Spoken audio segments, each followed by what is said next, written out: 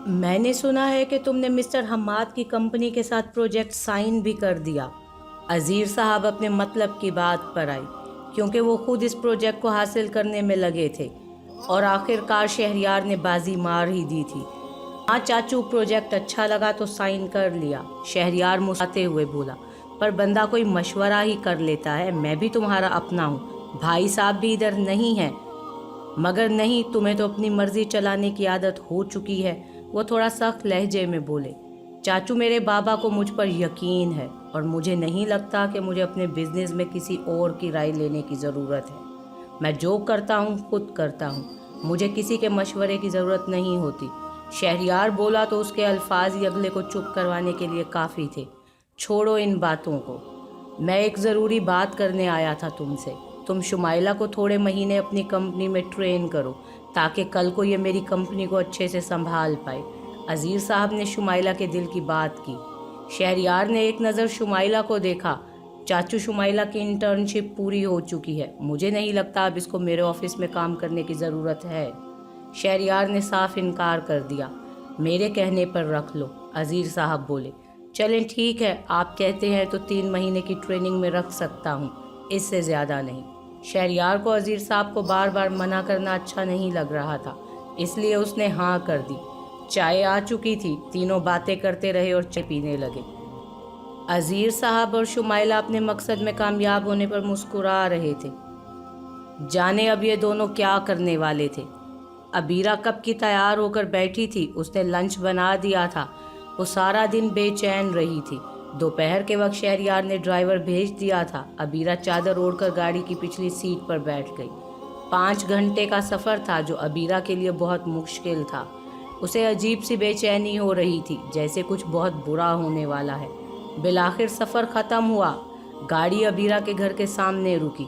Abira trolley लिए गाड़ी से उतरी और दरवाजे पर बेल बजाई। 2 मिनट बाद किसी ने दरवाज़ा खोला। अबीरा अंदर आ गई। वो साथ वाली पड़ोसन खाला थी, जिसने उन्हें फ़ोन किया था। ड्राइवर उतार कर जा चुका था। खाला, अम्मी कहाँ है? अबीरा ने दाखिल होते हुए बेचैनी से पूछा। बेटा, वो अंदर कमरे में है, खाला बोली। अबीरा जल्दी जल्दी नजमा बेगम के कमरे में गई। सामने बेड पर नजमा बेगम बैठी हुई थी, काफ़ी कमज़ोर लग रही थी। अम्मी, क्या हुआ आपको? अबीरा भागती हुई उनके गले लग गई। उन्होंने अपने कमज़ोर बाजुओं से अबीरा को अपने सीने से लगाया। कुछ नहीं बेटी, ये तो रखशंदा ने तुम्हें एवं ही फ़ोन कर दिया, बस यूं ही थोड़ा सा बुखार हो गया था, नजमा बेगम बोली। थोड़ा सा बुखार? अबीरा, तुम्हारी माँ झूठ बोल रही है। 1 हफ्ते से बिस्तर पर लगी है, ना दवाई खाती है ना डॉक्टर के पास जाने को तैयार है, बस दिन भर ऐसे ही सोचों में गुम रहती है। रखशंदा खाला फट पड़ी। वो नजमा बेगम की बहुत गहरी दोस्त थी। अम्मी, क्या ये सच है? आपने वादा किया था आप हर रोज़ दवाई खाएंगी। अबीरा नाराज़गी से बोली। इसको तो बात का बतंगड़ बनाना खूब आता है। तुम आ गई हो, अब मैं जल्द ही ठीक हो जाऊंगी, नजमा बेगम प्यार से बोली। वो तो ठीक है, पर ये उजाला भाभी, इब्राहिम और फाहद भाई क्यों नहीं नज़र आ रहे? और भाई आपको डॉक्टर के पास लेकर क्यों नहीं गए? अबीरा हैरानगी से इधर उधर देखते हुए बोली। नजमा बेगम के चेहरे पर गम के साए लहराने लगे। अबीरा ने जिन्हें खूब नोट किया, वो बाहर गए हैं। नजमा बेगम ने झूठ बोला। बस करो नजमा, अब मज़ीद झूठ मत बोलो, मैं बताती हूँ, रखशंदा खाला बोली। झूठ क्या मतलब खाला, आखिर बात क्या है? अबीरा परेशानी से बोली। बस बेटा, जिस दिन की तुम्हारी शादी हुई है, उससे 1 हफ्ते के बाद ही तुम्हारा भाई और भाभी अपने बेटे को लेकर शहर चले गए हैं और आज तक मुड़कर अपनी माँ को नहीं देखा, और वही गम तुम्हारी माँ को बिस्तर पर ले आया। रखशंदा खाला गमज़दा लहजे में बोली। क्या? और अम्मी, आपने मुझे बताना भी ज़रूरी नहीं समझा? अबीरा रुंधे हुए लहजे में बोली। मैं तुम्हें परेशान नहीं करना चाहती थी, नजमा बेगम आहिस्ता आवाज़ में बोली। मोहित भाई ऐसा कैसे कर सकते हैं? उन्हें अपनी बहन की ना सही, अपनी माँ तक की परवाह नहीं रही। अबीरा सर पकड़ कर बैठ गई। उसे अगर परवाह होती तो वह हमारे साथ होता, यूं छोड़ कर ना जाता, नजमा बेगम गमज़दा लहजे में बोली।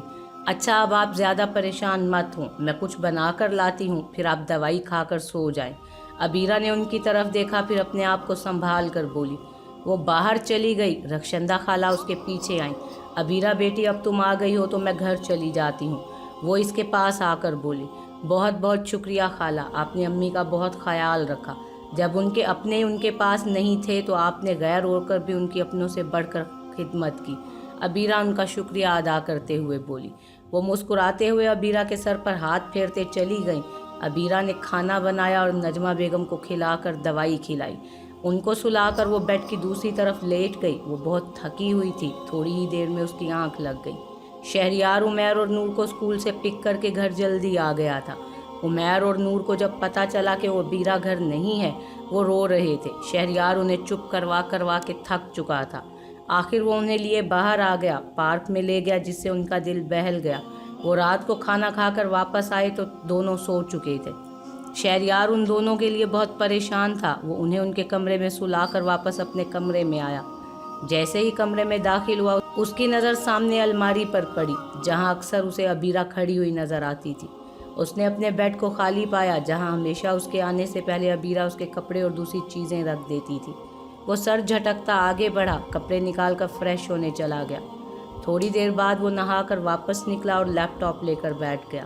عبیرہ کافی لا دو۔ 2 گھنٹے مسلسل کام کرنے کے بعد اچانک اس کے منہ سے نکلا۔ وہ سر جھٹکتا کچن میں آ گیا اور کافی بنانے لگا۔ یہ کیا بن گیا؟ ایک سپ لیتے ہی اس نے کافی سائڈ ٹیبل پر رکھ دی۔ وہ بہت بد مزہ بنی تھی۔ عبیرہ کے ہاتھ کی کافی بہت مزے کی ہوتی تھی۔ بے اختیار اس کے منہ سے نکلا، اف، یہ مجھے بار بار اس کا خیال کیوں آ رہا ہے۔ وہ اپنے آپ کو کوستا بیڈ پر بیٹھ گیا۔ دوبارہ دھیان کام پر لگانے لگا، پر اب توجہ بڑھ چکی تھی۔ وہ عجیب چڑچڑا ہو رہا تھا۔ بے اختیار موبائل اٹھا کر عبیرہ کو کال ملا دی۔ عبیرہ نجمہ بیگم کے پاس سوئی ہوئی تھی۔ رات کے 2 بج چکے تھے۔ اچانک کال آنے لگی موبائل پر۔